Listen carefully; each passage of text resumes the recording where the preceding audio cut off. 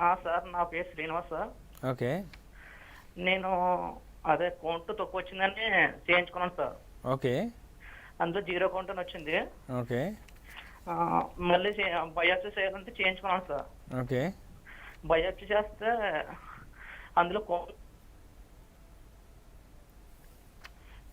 అందులో లోన్ అయితే ఉన్నాయి సార్. ఆ, అంటే మళ్ళీ డాక్టర్ రవికుమార్ గారు విజయవాడ రాశారు సార్. ఓకే. ఇవి స్వప్న గారి దగ్గర ఓకే. చెప్తే ఆమె అన్నది నా వీడియో కెనాల్ తీసి మా ఆవిడకి లోన్ పంపుతామన్నది. ఓకే. అలా పంపడం నాకు ఇష్టం లేదన్నాను సార్. ఓకే. అంటే తర్వాత యూరాలజిస్ట్ దగ్గరికి వెళ్తే మాకు ఇస్తుంది అన్నారు మేడం. ఓకే. అంటే లోన 50 సెంటీమీటర్స్ వైర్ పెట్టి పెడితే బ్లాక్ అయిపోయింది వస్తుంది అన్నారు. ఓకే. ఆ బ్లాక్ క్లియర్ అయిపోద్ది, అప్పుడు వేరే కణాలు బయటకు వస్తాయి అని అన్నారు సార్. అవునవును. అంటే భయం వేసి ఇంకా నాకు వెళ్ళలేదు సార్. ఇంకా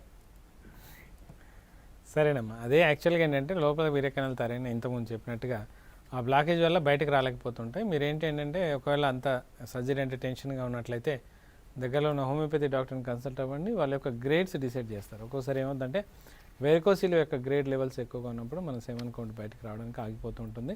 సో మనం ఏంటంటే వెరికోసిల్ని మనం క్లియర్ చేయగలిగితే, వెరికోసిల్ని మనం సెట్ చేయగలిగితే మాత్రం మీ సెవెన్ కౌంట్ మళ్ళీ బయటకు వస్తుంది. మీరు అనుకున్నట్టుగా మీ మిస్సెస్ ప్రెగ్నెంట్ కూడా వచ్చే అవకాశాలు ఎక్కువగా ఉంటాయి. కాకపోతే ఏంటంటే ఎక్స్పర్ట్ డాక్టర్ని కన్సల్ట్ అవ్వండి. ట్రీట్మెంట్ చేసుకునే ముందు స్కానింగ్ ఒకసారి చేయించుకోండి. ట్రీట్మెంట్ అయిన తర్వాత నిజంగానే అది రెక్టిఫై అయిందో లేదో చెక్ చేసుకోవడం చాలా ఇంపార్టెంట్ అండి. సో దగ్గరలో ఉన్న మంచి హోమియోపతి డాక్టర్ని కన్సల్ట్ అవ్వండి. డెఫినెట్గా మీ ప్రాబ్లం అనేది సాల్వ్ అయిపోతుంది.